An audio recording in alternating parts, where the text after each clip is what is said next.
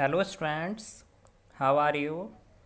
I hope you will be fine at your home.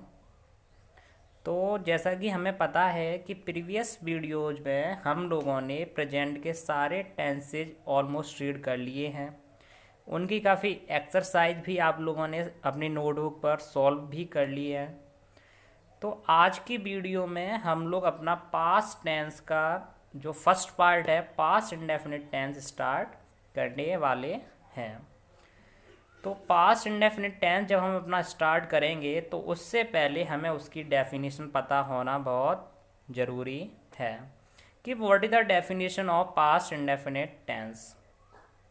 तो let me tell you that कि ऐसे sentence या फिर ऐसे वाक्य जिनके लास्ट में, जिनके अंत में आ या फिर या, कॉमा ई, कॉमा ये, कॉमा ता था, ती थी, ते थे आदि शब्द आते हैं, उन्हें हम पास्ट इंडेफिनिट टेंस कहते हैं। तो ये तो थी इसकी सिंपल सी डेफिनेशन। और जो मोस्ट इम्पोर्टेंट थिंग है जो आपको याद रखनी है, तो इस टेंस के सेंटेंसेज में जो वर्क किया जाता है या जो वर्क होता है वो हमेशा पास्ट टेंस में पाया जाता है। हमेशा पास्ट टेंस में होगा, मतलब भूतकाल में होगा, जो निकल गया हो। ठीक है, पास्ट कौन सा होता है? जो निकल गया हो। तो जो भी वर्क होगा वो कौन से टाइम पीरियड में होगा? कि ऐसे टाइम पीरियड में होगा जो टाइम पास हो चुका हो। फॉर एग्जाम्पल ले लीजिए, जैसे कि राम ने खाना खाया। अब इसका मतलब ये तो है नहीं है कि राम खाना भी खा रहा है, तो प्रेजेंट में हो गया। राम खाना खाएगा, फ्यूचर में हो गया। अब राम ने खाना खाया मतलब खा चुका है ऑलमोस्ट, तो ये कौन से टाइम पीरियड में है? तो ये है आपका पास्ट में। ठीक है, तो पास्ट में अब पीछे क्या आ रहा है? या आ रहा है इसके। तो डेफिनेशन में हम क्या स्टडी कर चुके हैं कि जिसके पीछे या आए, ठीक है, तो वो कौन सा टेंस होता है? पास्ट इंडेफिनिट होता है। तो अब हम इसे करेंगे कैसे? इसके रूल्स हम आगे जानेंगे, बट अभी आप इसकी इंग्लिश देखो। तो सब्जेक्ट क्या है इसमें? राम। तो राम खाया, ईट की सेकंड फॉर्म एट लगाई हुई है अभी। एट द क्या खाया? खाना। तो एट द फूड। ठीक है, अब हम इसके रूल्स के बारे में जानेंगे, तब आप लोग थोड़े से जानोगे कि इनके ट्रांसलेट पास्ट इंडेफिनिट टेंस को कैसे करते हैं। अभी तक आपने इसके रूल्स नहीं पढ़े हैं, अभी आपको इसके रूल्स नहीं पता है, इसलिए हो सकता है आपको अभी इंग्लिश मेक करने में थोड़ी सी प्रॉब्लम आ रही हो अभी ट्रांसलेशन में। तो अभी जब आप इसकी एक बार रूल्स देख लेंगे तो फिर आपको कोई भी प्रॉब्लम इसके ट्रांसलेशन में नहीं आएगी। तो जो इसका रूल नंबर 1 है, तो आप इसका रूल नंबर फर्स्ट देखिएगा कि सिंगुलर सब्जेक्ट हो। सिंगुलर सब्जेक्ट हमारा कौन सा होता है? ही, सी, इट, नेम। या फिर और प्लूरल सब्जेक्ट हों, जैसे कि हमारा आई, वी, दे, यू। कोई भी सब्जेक्ट हो, सबके साथ इसमें हम अफर्मेटिव सेंटेंस में वर्ब की सेकंड फॉर्म का यूज करते हैं। फर्स्ट रूल तो ये है, कोई भी सब्जेक्ट हो, अफर्मेटिव सेंटेंसेज में हम कौन सी फॉर्म का यूज करते हैं? वर्ब की सेकंड फॉर्म का। मैं थोड़ा सा आपको पीछे रिमाइंड कराना चाहूँगा कि प्रेजेंट इंडेफिनिट टेंस की जो हमने वीडियो क्लियर करा था अपना लेक्चर, उसमें क्या था कि प्रेजेंट इंडेफिनिट टेंस में ही, सी, इट, नेम सिंगुलर सब्जेक्ट के साथ वर्ब की फर्स्ट फॉर्म में ऐसे यस का प्रयोग करते थे, और प्लूरल सब्जेक्ट्स के साथ वर्ब की फर्स्ट फॉर्म में ऐसे यस का प्रयोग नहीं करते थे। तो वहाँ हम बात करते थे वर्ब की फर्स्ट फॉर्म की, और यहाँ हम बात करेंगे वर्ब की सेकेंड फॉर्म की। इसके बाद अगर हम देखें अपना रूल नंबर 2, तो रूल नंबर 2 है कि बहुत से बच्चे क्या करते हैं कि पीछे था भी आता है, ठीक है, जैसे मोहन आगरा जाता था, तो बच्चे क्या करते हैं इन टेंसेज में वॉज वर्ब का मोस्टली यूज कर देते हैं, जो कि आपको इसका यूज बिल्कुल भी नहीं करना है। अगर जहाँ कहीं भी आपने वॉज वर्ब का यूज पास्ट इंडेफिनिट सेंटेंस में कर दिया तो वहीं आपका टेंस कैसा हो जाएगा? बिल्कुल रॉन्ग हो जाएगा। ठीक है, तो रूल नंबर 2 क्या है कि जो भी पास्ट इंडेफिनिट टेंस होता है उसमें हम वॉज वर्ब का यूज बिल्कुल भी नहीं करते हैं। अब रूल नंबर 3 की अगर हम बात करें तो नेगेटिव सेंटेंसेज में वहाँ हम प्रेजेंट इंडेफिनिट टेंस के नेगेटिव में डू नॉट या फिर डज नॉट का यूज करते थे और प्लस V1 आती थी।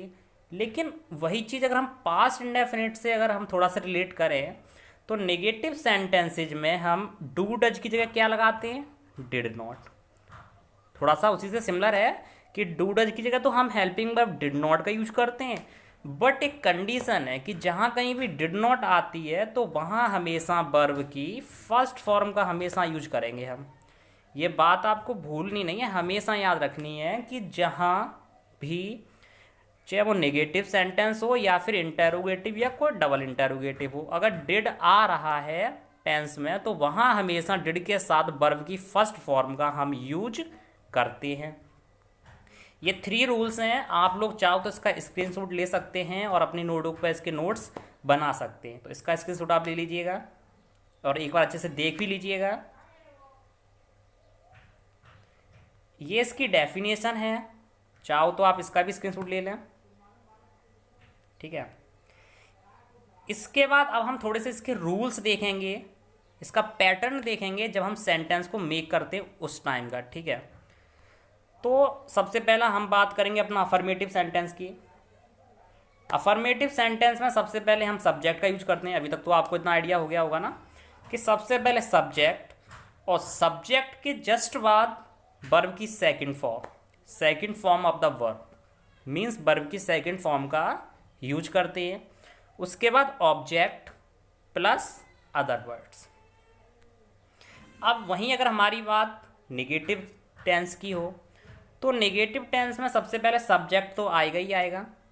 वहाँ प्रेजेंट इंडेफिनिट में डू डज का यूज करते थे, जबकि यहाँ किसका करेंगे, डिड का। और जब डिड के साथ नॉट आएगा तो डिड के साथ कौन सी फॉर्म आएगी वर्ब की, first form plus object plus other words.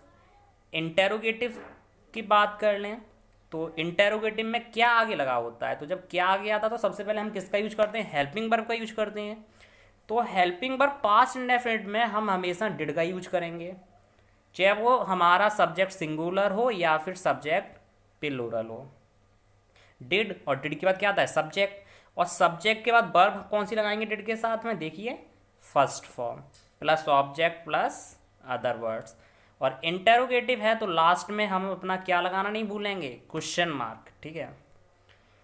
Interrogative negative, तो अभी तक तो आपको आइडिया हो ही गया होगा ऊपर के टेंसेज जो हमने अब वीडियो अपलोड की हैं, जो आपने स्टडी भी करा है अपना लेक्चर, कि इंटेरोगेटिव नेगेटिव हो या फिर डबल इंटेरोगेटिव नेगेटिव हो, नॉट हमेशा सब्जेक्ट के बाद यूज करते हैं। और इंटेरोगेटिव नेगेटिव इंटेरोगेटिव का पूरा डिट्टो कॉपी होता है, और double interrogative negative double interrogative का पूरा डिट्टो कॉपी होता है। बस कंडीशन यही है कि सब्जेक्ट के बाद हम लोग किसका यूज कर देते हैं, नॉट का, और लास्ट में क्वेश्चन मार्क। डबल इंटेरोगेटिव भी वही सेम है कि इंटेरोगेटिव वर्ड्स आएंगे सबसे पहले, बीच में जो क्या कब क्यों आया कैसे आता है वो, उसके बाद डिड लगाएंगे हेल्पिंग वर्ब प्लस सब्जेक्ट, और सब्जेक्ट के बाद V1 plus object plus other words plus question mark. Double interrogative negative की बात करें तो पूरा आपका डबल इंटेरोगेटिव का सेम रहेगा, बट क्या ऐड हो जाएगा सब्जेक्ट के बाद में, नॉट। तो आप लोग चाहें तो इसका भी स्क्रीनशॉट ले लें, ठीक है। और उसके बाद हम थोड़ी सी अपनी एग्जांपल्स देख लेते हैं, अपनी एक्सरसाइज देख लेते हैं, सॉल्व्ड एक्सरसाइज। फॉर एग्जांपल है अफर्मेटिव का है सबसे पहले कि तुम कल आगरा गए थे, तुम कल आगरा गए थे। अब ये कौन से टाइम पीरियड में बात हो रही है, प्रेजेंट में, पास्ट में या फ्यूचर में, तो ये बात हो रही है पास्ट में, ठीक है। तो तुम कल आगरा गए थे, सब्जेक्ट क्या है इसमें, तुम की स्पेलिंग यू। अब मैंने आपसे बोला है कि इसमें हम वॉज वर्ब का तो यूज करेंगे ही नहीं, करेंगे बिल्कुल नहीं करेंगे। तो वर्ब क्या है, गए। गए की जाना की स्पेलिंग जो हमारी V1 होती है वो क्या होती है, गो, ठीक है। और गो की सेकंड फॉर्म वेंट और थर्ड फॉर्म गॉन, तो हमें सेकंड फॉर्म यूज करेंगे, तो गो की सेकंड फॉर्म वेंट। तो यू वेंट टू आगरा। अब कल, जो कल निकल गया तो उसकी स्पेलिंग होती है यस्टरडे, और जो कल आएगा उसकी होती है टुमारो। सेकंड हमारा निगेटिव है, राम ने कल पाठ याद नहीं किया, तो सब्जेक्ट क्या है, राम। नहीं किया, तो आपको मैं रूल से बता चुका हूँ कि इनके साथ हम helping verb did not use करते हैं, तो राम डिड नॉट। और जहाँ डिड नॉट आता है वहाँ वर्ब की कौन सी फॉर्म आती है, फर्स्ट फॉर्म। याद करना, याद करना की क्या होती है, लर्न, तो लर्न की लर्न ही रहेगी। क्या नहीं किया, पार्ट, तो लर्न द लेसन। कब, कल, यस्टरडे। इंटरोगेटिव की बात कर लें, अपना जो थर्ड रूल था इंटरोगेटिव का, रूल्स फॉर मेकिंग सेंटेंसेज में, तो उसी के अकॉर्डिंग हम थर्ड सेंटेंस को ट्रांसलेट करेंगे। तो क्या राधा ने गाना गाया, अब जब क्या लगाए तो हम हेल्पिंग वर्ब यूज करेंगे, और इनमें सिंगुलर हो या प्लूरल हो सबके साथ क्या यूज करते हैं, डिड। तो डिड राधा गाया की first form sing a song. क्या सोहन कल स्कूल नहीं गया, तो क्या जब आगे क्या आ रहा है और बीच में नहीं आ रहा है, तो सिंपल सी बात है, जब आगे क्या है तो हम पहले तो हेल्पिंग वर्ब यूज करेंगे, तो हेल्पिंग वर्ब क्या है, डिड। उसके बाद सब्जेक्ट यूज करते हैं, तो सब्जेक्ट क्या है, सोहन, और सब्जेक्ट के बाद क्या यूज करते हैं, नॉट। गया की गो, गो की फर्स्ट फॉर्म यूज करेंगे क्योंकि डिड आ रहा है। गो टू स्कूल, कब, यस्टरडे, लास्ट में क्वेश्चन मार्क। नेक्स्ट सेंटेंस देख लें अगर हम अपना, तुमने अपना पाठ कब याद किया, तो ये हमारा डबल इंटरोगेटिव हो गया, ठीक है। तो कब की स्पेलिंग, वैन, उसके बाद helping verb did, you learn your lesson. तो ये तो कुछ सेंटेंसेस थे, इसके रूल्स मैंने आपको बता ही दिए हैं। आप चाहो तो इनके सेंटेंस को भी एक बार देख लें, ठीक है।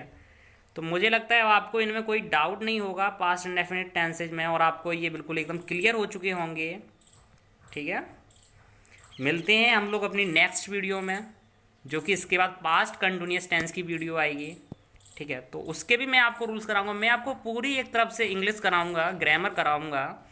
तो अगर आप हमारे चैनल पर नए हैं तो इस चैनल को सब्सक्राइब कर लें, ताकि आपको जल्दी से जल्दी इसकी वीडियो मिलती रहे। थैंक्स।